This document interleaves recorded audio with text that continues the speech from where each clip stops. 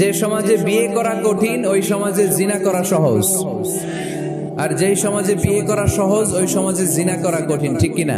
8 লক্ষ টাকা মোহরানা দেয়া লাগবে, এত টাকা পামু কই? কিন্তু পরকিয়া করা সহজ।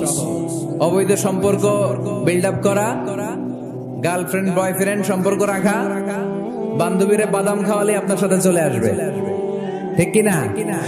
তার মানে অল্প পয়সায় এই হারাম সম্পর্কগুলোকে অর্জন করা যায়। আর বিয়ে করতে চাইলে বাবা বলে আগে নিজের পায়ে দাঁড়া। তো এতদিন কার পায়ে দাঁড়াইছে? এই উঠতি বয়সের যুবক যুবতী, কিশোর কিশোরী, তাদের যৌবনের তাড়নায় যে পাপগুলো করে তার একটা পার্সেন্টেজ গুণা আপনার বাবা হিসেবে আপনার আমলনামাতেও আছে না নাই? এজন্য খবরদার, বিয়েটারে সহজ করে দিবেন, পরিবার গঠন করবেন। বিয়ের চাইতে ভালো কাজ পৃথিবীতে হতে পারে না। বিয়ে করলে রিজিক খুলে যায়, কপাল খুলে যায়। ওয়াদাটা কার? চিল্লায় বলেন কার? কাজী নজরুল ইসলাম অল্প বয়সে বিয়ে করেছেন। সফলতার কোনো শর্টকাট নাই। বিয়ে করেন, সফল বানায় দিবে কে? ডানে আছে ক্ষমা আর জান্নাত, ডানে কি আছে? আর বায়ে আছে আল্লাহর রাগ, ক্রোধ আর জাহান্নাম। সো সিদ্ধান্ত আপনাকে নিতে হবে, আপনি কোন দিকে যাবেন।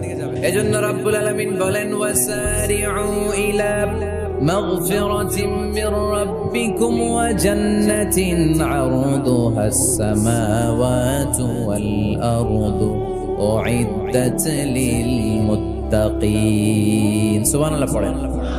ওয়াসারিউ ইলা মাগফিরাতিন মির রাব্বিকুম, ছোট ধাবিত হও, প্রতিযোগিতা করো রব্বে কারীমের দরবারে, ক্ষমা প্রাপ্তদের খাতায় নাম তুলো, ক্ষমার জন্য প্রতিযোগিতা করো আর জান্নাত লাভের প্রতিযোগিতা করো। আদেশটা কার? আমরাও ছুটি, আমরাও প্রতিযোগিতা করি, দুনিয়া কামনের প্রতিযোগিতা, ঠিক কিনা? কেমন করে পৃথিবীতে ভালো থাকা যায়, কেমন করে অন্যের মেরে নিজের জায়গা জমি বাড়ানো যায়, কেমন করে দুর্বলের উপর অত্যাচার করে সমাজে সবল হওয়া যায়, কেমন করে প্রতিযোগিতার লড়াইয়ে ক্ষমতার দাপট দেখানো যায়, এগুলোর প্রতিযোগিতা। কেমন করে পেঁয়াজের দাম বাড়িয়ে দিয়ে খেটে খাওয়া মেহনতি মানুষের কষ্ট বাড়ানো যায়, কেমন করে দেশের সাধারণ জনগণের মধ্যে গুজব ছড়িয়ে দেয়া যায়, এগুলোর প্রতিযোগিতা, যাতে মানুষের কষ্ট হয়, যাতে আল্লাহ লানত তার উপর আসে। কিন্তু মুমিনরা কখনো এ ধরনের প্রতিযোগিতায় নামতে পারে। এজন্য আল্লাহ বললেন ওয়াসারিউ ইলা মাগফিরাতিন মির রাব্বিকুম ওয়া জান্নাতিন আরদুহাস সামাওয়াতু ওয়াল আরদু উইদ্দাত লিল মুত্তাকিন। আল্লাহর ক্ষমার দিকে ছোট, আল্লাহর জান্নাতের দিকে ছোট।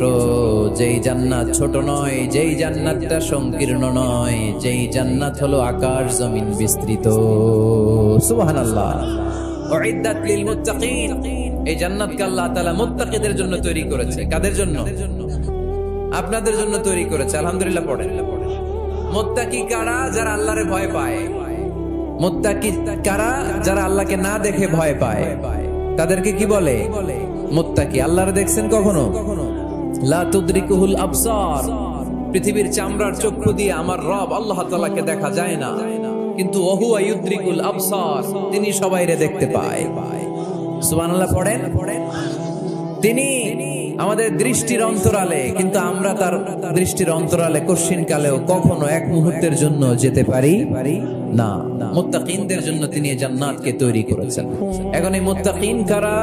সেই মুত্তাকিনদের পরিচয় আল্লাহ তাআলা এই সূরার ভেতরে দিয়েছেন। আল্লাহ বললেন আমার মুত্তাকি বান্দার প্রথম গুণ আল্লাযীনা ইউনফিকুনা ফিস সাররাই ওয়াদ দাররাই ওয়াল কাযিমিনাল গায়যা ওয়াল আফিনা আনিন নাস ওয়াল্লাহু ইউহিব্বুল মুহসিনিন।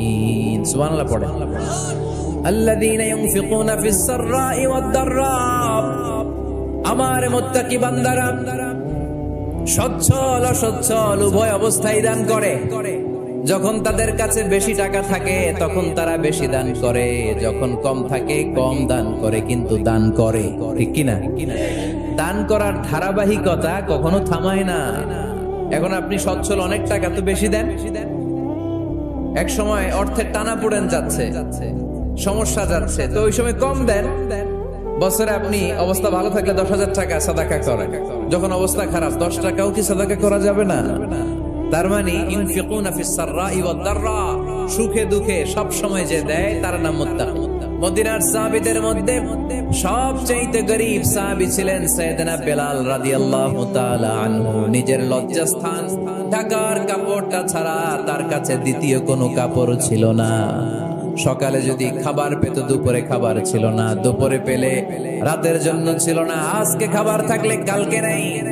মদিনার সবচেয়ে গরীব সাহাবী বেলাল রাদিয়াল্লাহু তাআলা আনহু লজ্জাস্থান ঢাকার জন্য শুধু একটা জামা ছিল, গায়ে দেওয়ার মতো কোনো জামা নাই।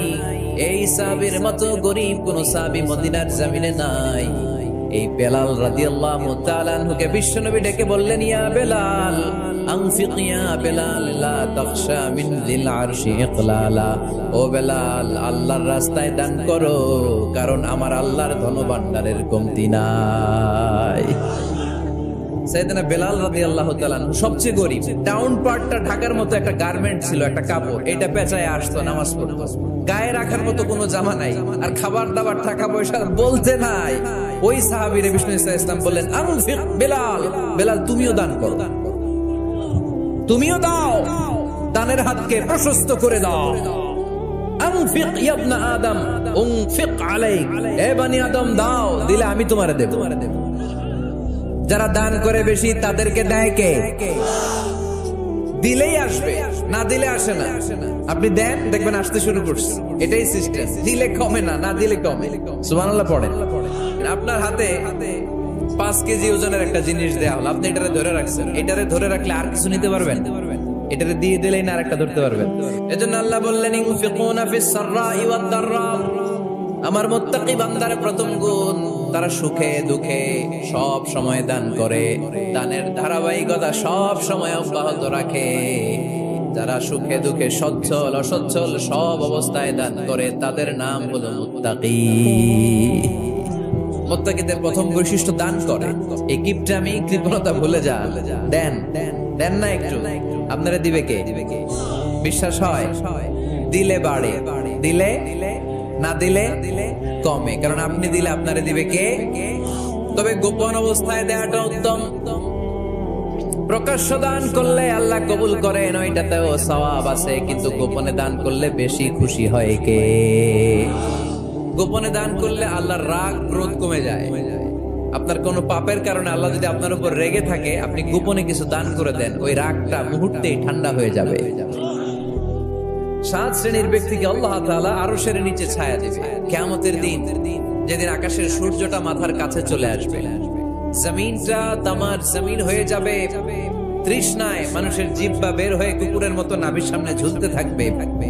সূর্যের প্রচন্ড কিরণ আর তাপে মাথার মগজগুলো গলে গলে নাকের ছিদ্র আর কানের ছিদ্র দিয়ে ভাতের মাড়ের মতো টপ টপ করে বেয়ে বেয়ে পড়বে। আল্লাহর আরশের ছায়া ছাড়া সেদিন আর কোনো ছায়া থাকবে না। বিষ্ণু বললেন, 7 শ্রেণীর ব্যক্তিকে আল্লাহ তাআলা সেদিন আরশের নিচে ছায়া দিবে।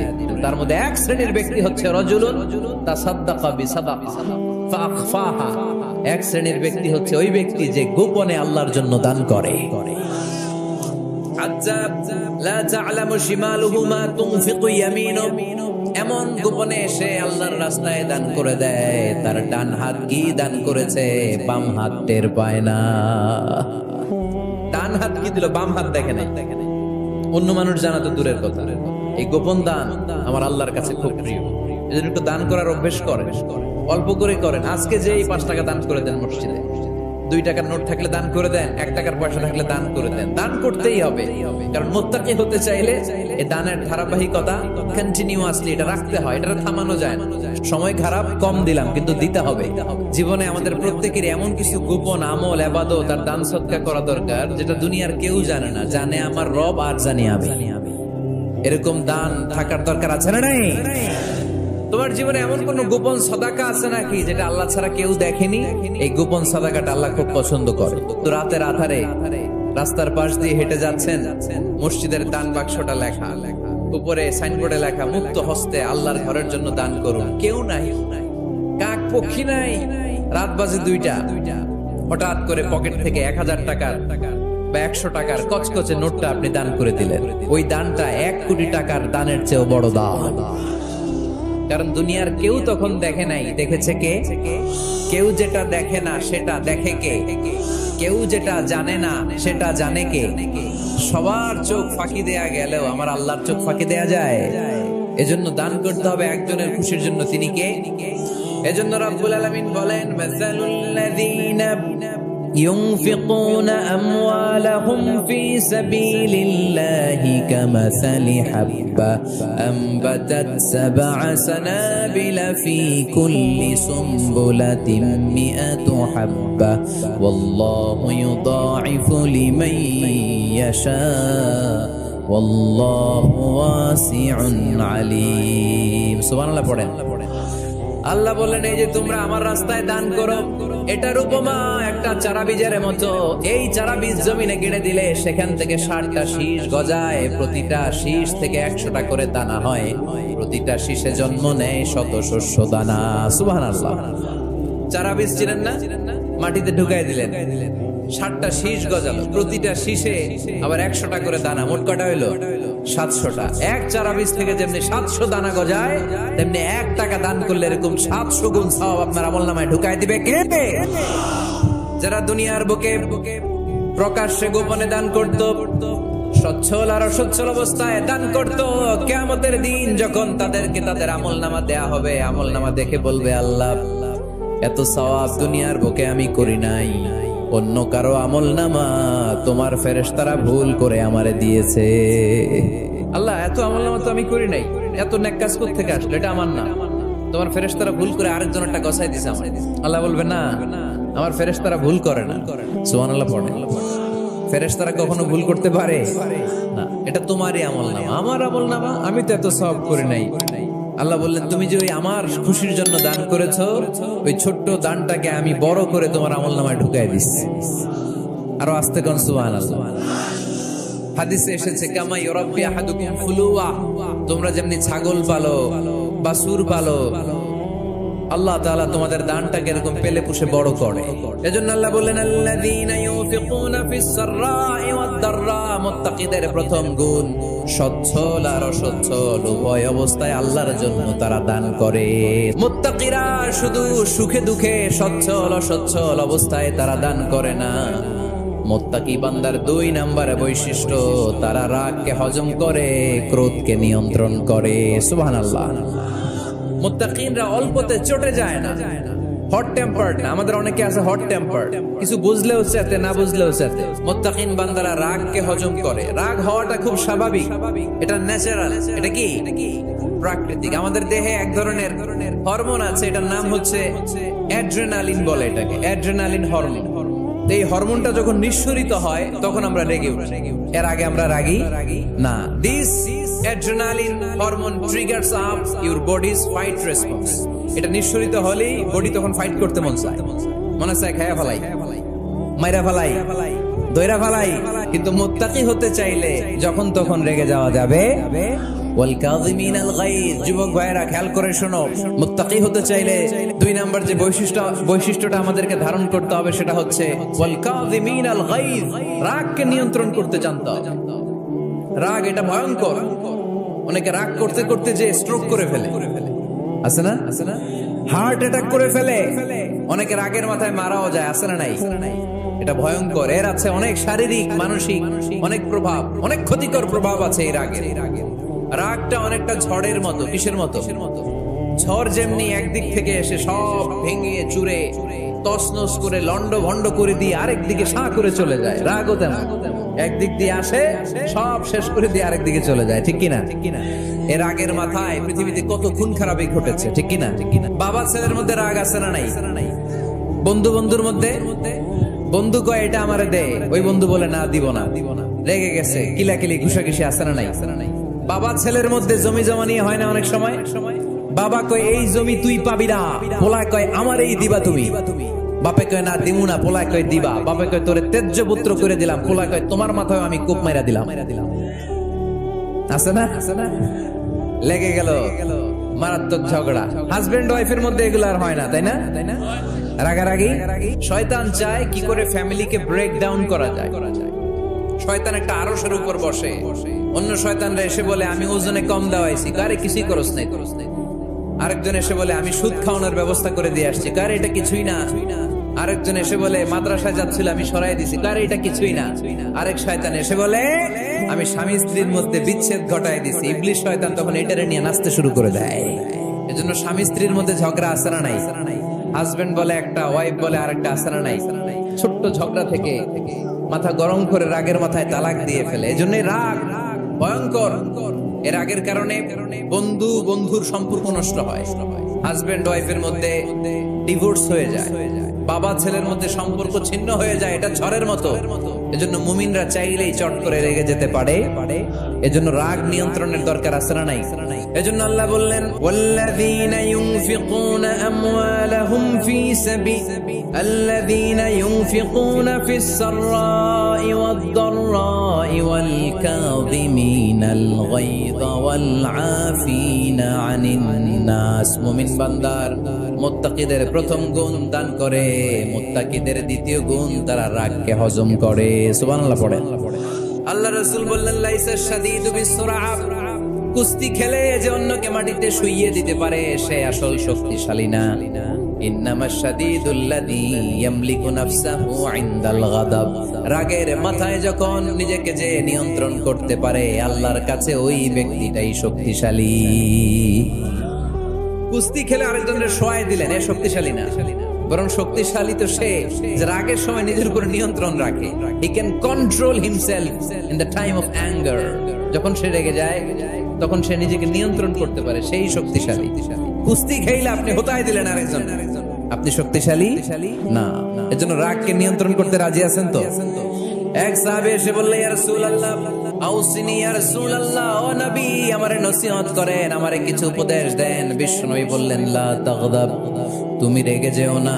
সাহাবী বললেন আরেকটা উপদেশ দেন। বিশ্বনবী বললেন লা তাগদাব, রেগে যেও না।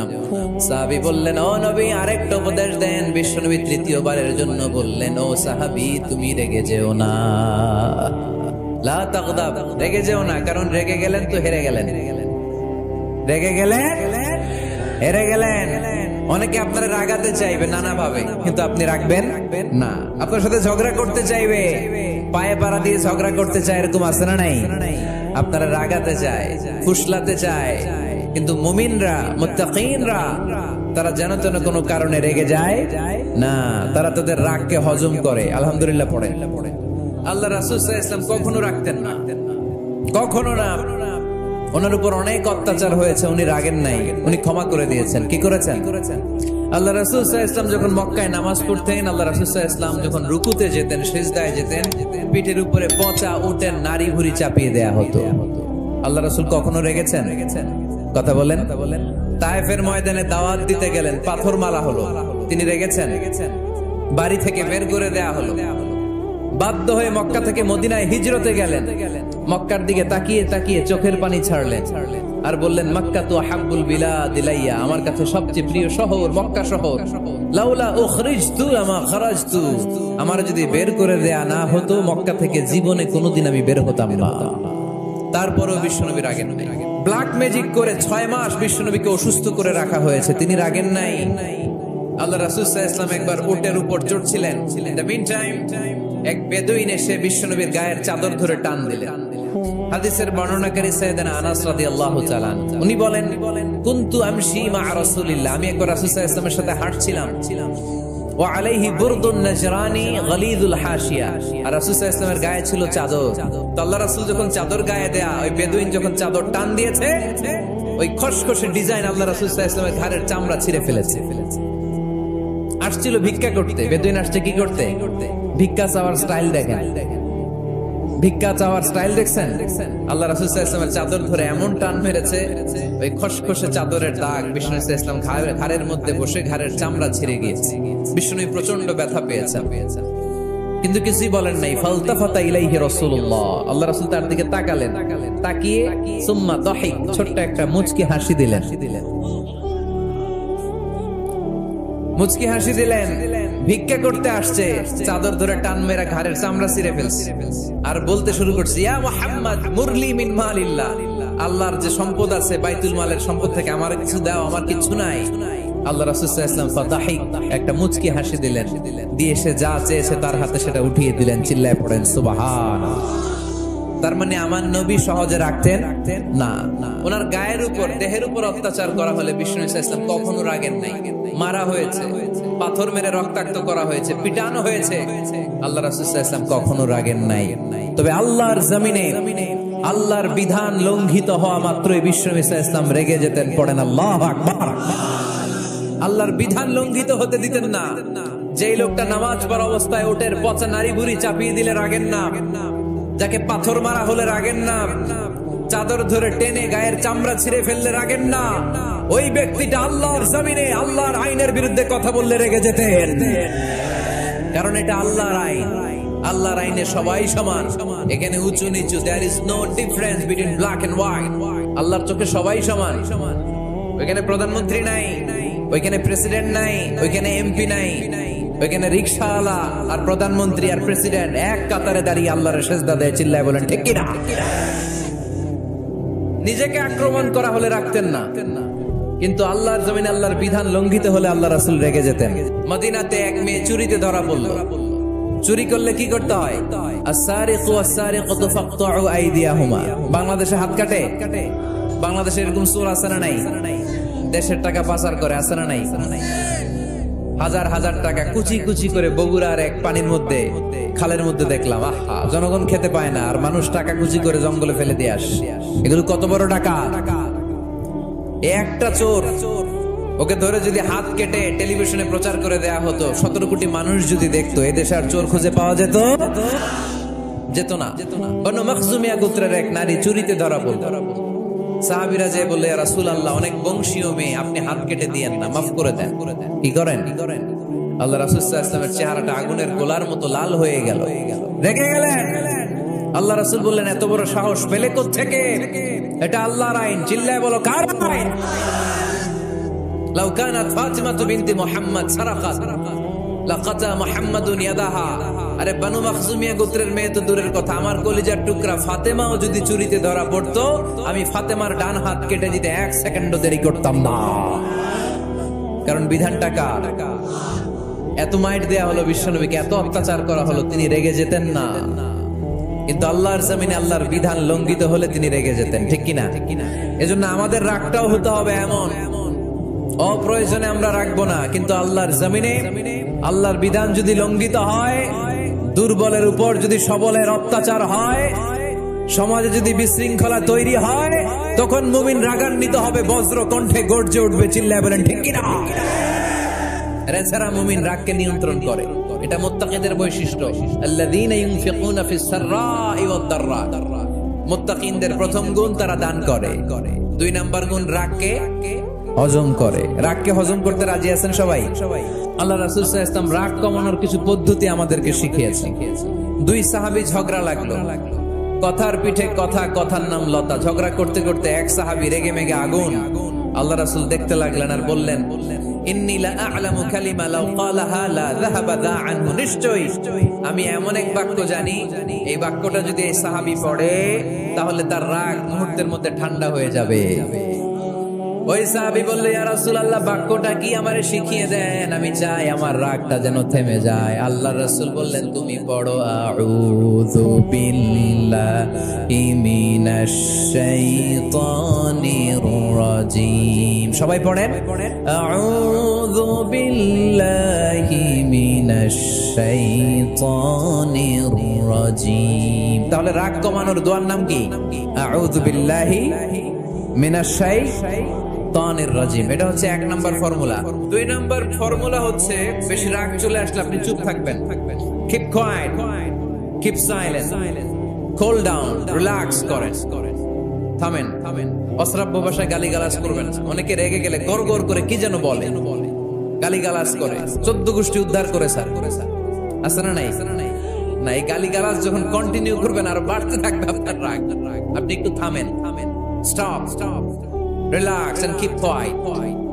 ইদা গাদিবা আহাদুকুম ফালিয়াসকুত, বলেছেন মুহাম্মদ সাল্লাল্লাহু আলাইহি ওয়াসাল্লাম। তোমাদের কেউ যখন রেগে যায়, সে যদি রাগ থামাতে চায়, সেজন্য চুপ থাকে। এজন্য কি থাকে? তাহলে বেশি রাগ আসলে কি গালি গালাজ করবেন, চিল্লা পাল্লা করবেন, 14 গোষ্ঠী নিয়ে গালি দিবেন, কি করবেন? 3 নম্বরে বিষ্ণু ইসা ইসলাম বললেন তোমার কার্যক্রম কমিয়ে দাও, লোয়ার ইউর অ্যাকশন, অ্যাকশন কমাও, ডাইরেক্ট অ্যাকশনে যাও না। ওমর ফারুক যখন খলিফা রাদিয়াল্লাহু তাআলা আনহু, এক লোক তার স্ত্রীকে 100 তালাক দিয়েছে। স্ত্রী এসে ওমর ফারুককে বললেন, ইয়া আমিরাল মুমিনিন, বিচার করেন। কি বিচার? আমার স্বামী তো আমার 100 তালাক দিছে। কয় তালাক? ওমর ফারুক বললেন, তোমার স্বামীকে ডেকে আন। ডেকে আনা হলো। বলল, ঘটনা কি? তালাক দিবা 3টা, 100টা দিলা কেন? কয়, রাগ হয়েছিল অনেক, মেজাজ গরম হয়ে গেছিল। ওমর ফারুক বললেন, চাই আর তালাক মিন শিআরিল্লাহ, তালাক হচ্ছে আল্লাহর শিআর, এটা কোরআনের আইন, এটা নিয়ে ফাইজলামি করলি কেন? এদিকে আয়, বিচার করি। জামাই বউরে বসায় তিনি বিচার করে দিলেন, 3 তালাকে তোর বউ তালাক, বাকি 97 তালাক তোর পিঠের উপর পড়বে। কই পড়বে? এবার জল্লাদ নিয়ে আসা হলো, চাবুক নিয়া, ওয়াহিদ, ইসনাইন, তালাতা, আরবা, খামসা, এক একটা চাবুক মারে আর চিল্লান মাইরা ওঠে স্বামী। কয়, সব তালাক তোর পিঠের উপরে দিলাম। এরকম বিচার যদি ওমর ফারুকের মতো বাংলার জমিনে থাকতো, একটা বদমাইশ খুঁজে পাওয়া যেত? লোয়ার ইউর অ্যাকশন, রেগে গেলে অ্যাকশন কমান, ডাইরেক্ট অ্যাকশন মেরেন না, কার্যক্রম কমিয়ে দেন। আল্লাহ রাসূল সাল্লাল্লাহু আলাইহি ওয়াসাল্লাম বললেন, ইযা গাদিবা আহাদুকুম ওয়া হুয়া কায়েম, দাঁড়িয়ে থাকা অবস্থায় যদি কেউ রেগে যায়, ফালিয়াজলিস, সেজন্য বসে যায়।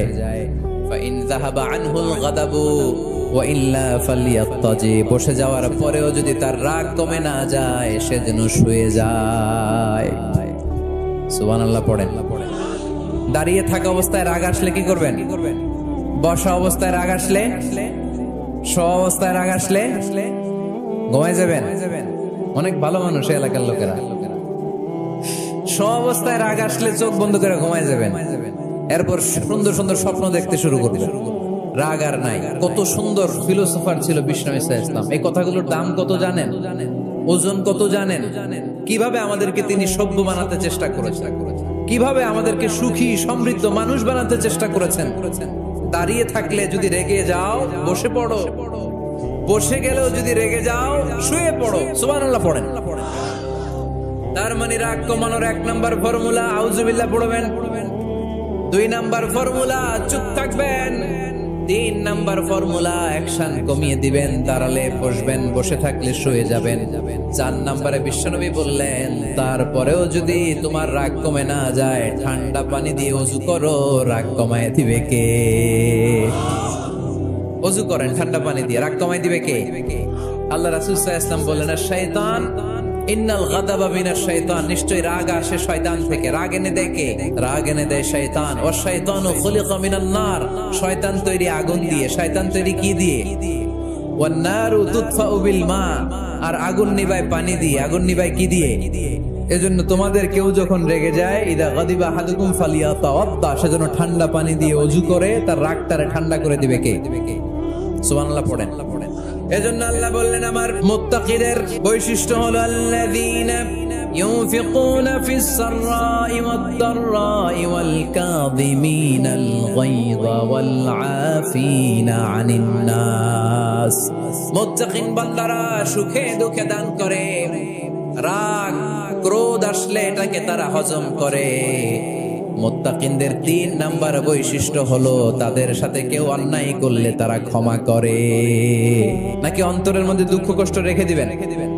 অনেকে আছে অতীতের কষ্ট ভুলতে চায় না, ভুলতে পারে না। কেউ আপনারে ধমকি দিছিল, কেউ আপনার সাথে খারাপ আচরণ করছিল, কেউ আপনারে গালি দিছিল, অনেকে এটারে পেলে পুষে অন্তরে বড় করে রাখে। আছে না নাই? ভুলতে চায় না। মনের ভেতরে রাগ পেলে পুষে রাখা ঠিক না। মনে মনে কয়, তুই আমারে মারছিলি, আমি তোরে মারো। তুই আমারে অপমান করছিলি ওই দিন, যদি একদিন সুযোগ পাই তোরে হতা এলামু। আছে না এরকম? সেই 20 বছর আগে আপনারা সব অপমান করছে, ওইটারে পেলে পুষে আপনি অন্তরে নিয়ে বয়ে বেড়াচ্ছেন। আর এই হিংসা ক্ষোভ যদি রাগ ভিতরে রাখেন, এটা আপনারা জ্বালায় দেয় ভিতরে, জানেন? আর যদি আপনি ক্ষমা করে দেন, একেবারে ঠান্ডা। জানেন এই ফর্মুলা আপনারা? এজন্য রাগ, ক্ষোভ, হিংসা কখনো অন্তরে পুষে রাখতে নাই। মা যাদাল্লাহু আবদান বিআফবিন ইল্লা ইজ্জান। কোন বান্দা যদি তার অন্য কোন ভাইকে ক্ষমা করে দেয়, আল্লাহ তাআলা এই ক্ষমাকারীর সম্মান আর মর্যাদাকে বাড়িয়ে দেয়। আল্লাহ তাআলা নিজে ক্ষমাশীল, তিনি ক্ষমা করাকে পছন্দ করেন, তাই আমাদের বেশি বেশি ক্ষমা করা দরকার। এজন্য এখন কেউ যদি আপনার সাথে খারাপ আচরণ করে, আপনার উপর জুলুম করে, অন্যায় করে, কি করবেন? মাফ করে দিবেন। মাফ করতে রাজি আছেন তো? আচ্ছা, সবাই বুঝে শুনে উত্তর দেন। আল্লাহ পাক আমাদের সব গুনাহগুলো ক্ষমা করে দেখ, আমরা চাই কি চাই না? আল্লাহ আমাদেরকে মাফ করুক, আমরা চাই কি চাই না? দেখেন, আমরা কিন্তু ঠিকই আল্লাহর কাছে ক্ষমা চাই, কিন্তু আমরা নিজেরা নিজেদেরকে ক্ষমা করতে পারি না। নিজেরা নিজেদেরকে ক্ষমা করি না। সে আমার সাথে খারাপ আচরণ করছে, আমি ক্ষমা করতে পারি না। ও আমারে গালি দিছিল, আমি ক্ষমা করি না, কিন্তু আমি কিন্তু ঠিকই আল্লাহর কাছে ক্ষমা চাই। মনে রাখবেন কিশোরগঞ্জের ভাইয়েরা, আল্লাহর কাছ থেকে ক্ষমা পেতে হলে আগে ক্ষমা করতে হবে। ঠিক কিনা বলেন? আল্লাহর কাছ থেকে ক্ষমা পেতে হলে আগে কি করতে হবে? ক্ষমা করে দিতে হবে। আল্লাহুম্মা ইন্নাকা আফুন তুহিব্বুল আফওয়া ফাআফু আন্নি। হে আল্লাহ, আপনি ক্ষমাশীল, আপনি ক্ষমা করাকে পছন্দ করেন। আল্লাহ, আপনি আমাকে ক্ষমা করে দেন। কদরের রাত্রে আমরা এই দোয়া করি না যে আল্লাহ আপনি ক্ষমাশীল, আল্লাহ আপনি ক্ষমা করাকে পছন্দ করেন, আল্লাহ আপনি আমাকে ক্ষমা করে দেন। আল্লাহর কাছে আমরা ক্ষমা চাই, কিন্তু আমরা নিজেরা নিজেদেরকে ক্ষমা করতে পারি না। আপনি যদি মুত্তাকি হতে চান, আগে মানুষকে ক্ষমা করতে হবে। রাজি আছেন তো? আল্লাহ রাসূল সাল্লাল্লাহু আলাইহি ওয়াসাল্লাম যে কোনো পরিস্থিতিতে, যে কোনো অত্যাচারের বিপরীতে তিনি ক্ষমা করে দিতেন। সুবহানাল্লাহ পড়েন। মুত্তাকিদের 5টা বৈশিষ্ট্যের কথা বলেছিলাম। কয়টা? 1 নম্বরে দান করে, 2 নম্বরে রাগকে কমায়, 3 নম্বরে কি করে দেয়? ক্ষমা করে দেয়, মাফ করে দেয়। এজন্য মাফ করার বৈশিষ্ট্য অর্জন করতে হবে প্রিয় ভাইরা। আমরা অনেকেই অন্যের ব্যাপারে অনেক তিক্ত অভিজ্ঞতা, আমারে গালি দিয়েছিল, আমারে ঠকাইছিল, এগুলো ভুলতে পারি না। আছে না নাই? এগুলো ভুলে যান। ভুললে দেখবেন সব ঠান্ডা, হৃদয়টা ঠান্ডা। এবং এটা গবেষণায় প্রমাণিত হয়েছে, যারা অন্যকে ক্ষমা করে দেয় এরা স্বস্তিতে থাকে, এদের কোনো মেন্টাল স্ট্রেস থাকে না, এদের হার্ট অ্যাটাক হয় না, এরা স্ট্রোক করে না। আলহামদুলিল্লাহ পড়ে। আল্লাহ রাসূল সাল্লাল্লাহু আলাইহি সাল্লাম একটা ভরা মজলিসে বললেন, এখন এক সাহাবী এসে এখানে বসবে, এই সাহাবীটা জান্নাতি। সব সাহাবারা অবাক, না জানি তিনি কার কথা বললেন। সবাই দেখতে পেলেন, ইন দ্য মিন টাইম এক আনসারী সাহাবী এসে এই জায়গাটাতে বসলো। তার কয়েকদিন পরে আরেকটা ভরা মজলিস আল্লাহ রাসূল বললেন, এখন এই মাত্র এক সাহাবী এসে এখানে বসবে, এই সাহাবীটা জান্নাতি। ঠিক ওই দিনও ওই আনসারী সাহাবীটা এসে ওইখানে বসেছে।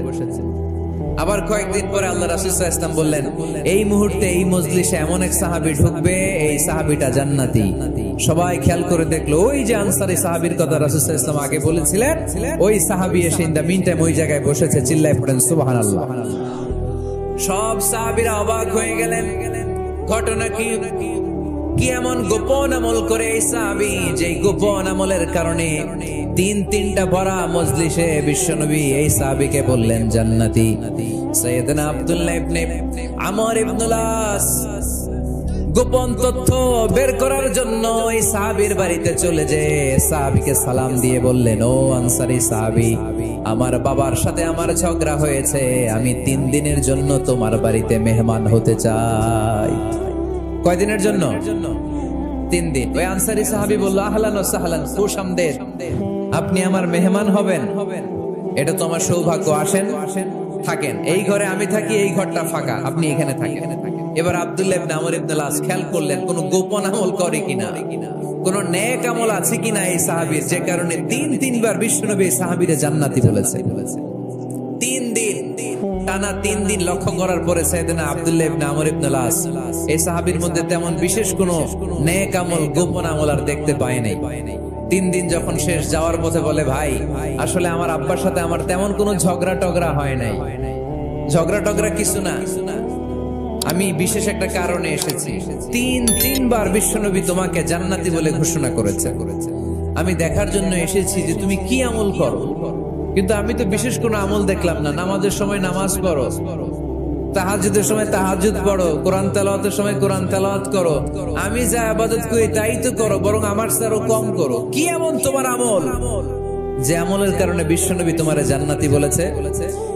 সাহাবীটাকে বলে, আব্দুল্লাহ, আমার জীবনে বিশেষ কোনো আমল নাই, এমন কোন আমল আমি আমার জীবনে করি নাই যে আমলের কারণে বিশ্বনবী আমারে জান্নাতি বলে ঘোষণা দিতে পারে। তবে হ্যাঁ, এমন একটি আমল আছে, প্রতি রাতে ওই আমলটা করে আমি বিছানায় ঘুমাতে যাই, প্রতি রাতে এশার নামাজের পরে আমি যখন আমার বিছানায় ঘুমাতে যাই, আমি আমার অন্তরে কারো ব্যাপারে কোনো ঘৃণা, কোনো ক্ষোভ আমার অন্তরে পুষে রাখি না। সুবহানাল্লাহ পড়েন। কোনো ক্ষোভ, কোনো ঘৃণা, কোনো হিংসা, কারো ব্যাপারে অহংকার, জেলাসি, এগুলো অন্তরে নিয়ে আমি ঘুমাই না। আমি যখন ঘুমাতে যাই আমি সবাইরে ক্ষমা করে দিয়ে, মাফ করে দিয়ে ঘুমাতে চলে যাই। হয়তো এই আমলটা আল্লাহ তাআলার কাছে অত্যন্ত প্রিয় হতে পারে, এই কারণেই হয়তো বিশ্বনবী আমাকে জান্নাতি বলে ঘোষণা করেছে। চিল্লায় পড়তে হবে আল্লাহু আকবার। এজন্য রাতের বেলায় যখন বিছানায় যান সব ভুলে যান। কে গালি দিছিল ভুলে যান, কে ঠকাইছিল ভুলে যান, কে অপমান করেছিল ভুলে যান, কার সাথে মারামারি হয়েছিল ভুলে যান। বিছানায় যাওয়ার আগে সবাইরে মাফ করে দিয়ে একটা প্রশান্ত আত্মা নিয়ে ঘুমাতে যান। ওই সাহাবীর মতো আপনারও জান্নাতি বানাবে কে? এজন্য আল্লাহ বললেন, আল্লাযীনা ইউনফিকুনা ফিস সাররাই ওয়াদ দাররাই ওয়াল কাযিমিনাল গায়যা ওয়াল আফিনা আনিন নাস ওয়াল্লাহু ইউহিব্বুল মুহসিনিন।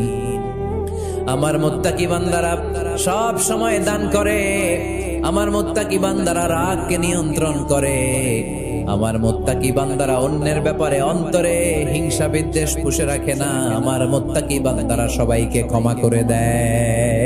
4 নম্বর আল্লাহ বললেন, ওয়াল্লাযীনা ইযা ফাআলু ফাহিশাতান আও যালামু আনফুসাহুম যাকারুল্লাহা ফাস্তাগফিরু লিযুনুবিহিম। যদি তোমরা মুত্তাকি হতে চাও, মুত্তাকি বান্দার 4 নম্বর গুণ, তারা যদি কোনো অশ্লীল কাজ করে, পাপ করে, সাথে সাথে ক্ষমা চায় কার কাছে?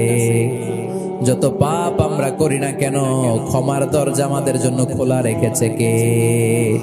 সব সময় খেয়াল রাখবেন, কিশোরগঞ্জের যুবক ভাইয়েরা, পাপ হয়ে যেতে পারে, এটা ভেরি সিম্পল। তুমি মিথ্যা বলে ফেলেছো, খাদ্যে ভেজাল দিয়েছো, ওজনে কম দিয়েছো, পরকিয়া করেছো, অবৈধ দৈহিক সম্পর্ক করেছ, ব্লু ফিল্ম দেখেছ, নিজের উপর নফসের উপর জুলুম করেছ, তারপরেও তোমার জন্য ক্ষমার দরজা খোলা রেখেছে কে? মনে রাখতে হবে, আমাদের পাপ যত বড় হোক, তার রহমতের দরিয়া তার চাইতেও বড়, ঠিক কিনা? আমাদের গুনাহ আর অন্যায় যদি হয় খালের পানির সমান, বিলের পানির সমান, আল্লাহর দয়া সাগরের পানির সমান। আমাদের অন্যায় আর পাপ যদি হয় পাহাড়ের সমান, আমার রবের দয়া আকাশের সমান, ঠিক কিনা? বিষ্ণু বলেছেন, কুল্লুকুম খাত্তাউন ওয়া খায়রুল খাত্তাইন আত-তাওয়াবুন। তোমরা সবাই পাপী। আমরা সবাই কি? আওয়াজ করে বলেন না, আমরা সবাই কি? আমরা যে পাপী এটা বলতে আপনাদের লজ্জা লাগে? আমরা সবাই কি? শুধু কি পাপী? পাপীর ঘরের পাপী, 14 গোষ্ঠী পাপী। আমি পাপী, আমার বাবা পাপী, আমার মা পাপী, আমার দাদা পাপী, আমরা সবাই পাপী। আল্লাহ রাসূল বললেন, কুল্লুকুম খাত্তাউন, তোমরা সবাই পাপী, ওয়া খায়রুল খাত্তাইন আত-তাওয়াবুন। আর এই পাপীদের মধ্যে সবচেয়ে ভালো পাপী ওই পাপী যেই পাপী পাপ করার পরই তওবা করে, ইস্তেগফার পড়ে, ঠিক কিনা? এজন্য আল্লাহ বললেন, আমার মুত্তাকি বান্দারা যদি ভুল করে, আমার মুত্তাকি বান্দারা যদি অন্যায় করে, সাথে সাথে ক্ষমা চায় কার কাছে? ক্ষমার দরজা আমাদের জন্য খোলা আছে না নাই? আমরা যদি ভুল করি, অন্যায় করি, আমরা পড়ি, রব্বানা যালামনা আনফুসানা ওয়া ইন লাম তাগফির লানা ওয়া তারহামনা লানাকুনান্না মিনাল খাসিরিন। ও আল্লাহ, ভুল করেছি, অন্যায় করেছি, পাপ করেছি, গুনাহ করেছি, নফসের উপর জুলুম করেছি, তুমি যদি মাফ না করে দাও, আমাদেরকে মাফ করার দুনিয়াতে কেউ নাই, ঠিক কিনা? এজন্য আল্লাহ বলেন, মুত্তাকিদের 4 নাম্বার গুণ, ভুল হতেই পারে কিন্তু নিরাশ হইও না, হাল ছেড়ে দিও না, তোমাদের জন্য আমি আল্লাহর ক্ষমার দরজা খোলা আছে না নাই? 24 ঘন্টা খোলা। সকালে ভুল করছেন, মাফ চাইবেন কার কাছে? দুপুরে ভুল হয়েছে, মাফ চাবেন কার কাছে? রাতে ভুল হয়েছে, মাফ চাবেন কার কাছে? কারণ মুমিন বান্দারা জানে, ওয়ামাই ইয়াগফিরুয যুনুবা ইল্লাল্লাহ। মুত্তাকিনরা জানে, আল্লাহ ছাড়া গুনাহ ক্ষমা করার কেউ নাই। তাই গুনাহ হলে, পাপ হলে আমরা ক্ষমা চাই কার কাছে? যদি পাপ হয়ে যায়, অন্যায় হয়ে যায়, ওযু করে যায় নামাজটা বিছিয়ে চোখের পানি ছেড়ে দেন, চোখের পানি চোখ বেয়ে নাকের ডগাবে জমিনে পড়ার আগে ওই অনুতপ্ত বান্দার জীবনের সব গুনাহ মাফ করে দেয় কে? চোখের পানি ছেড়ে আল্লাহরে বলেন, আল্লাহ وَمَن يَغْفِرُ الذُّنُوبَ إِلَّا اللَّهُ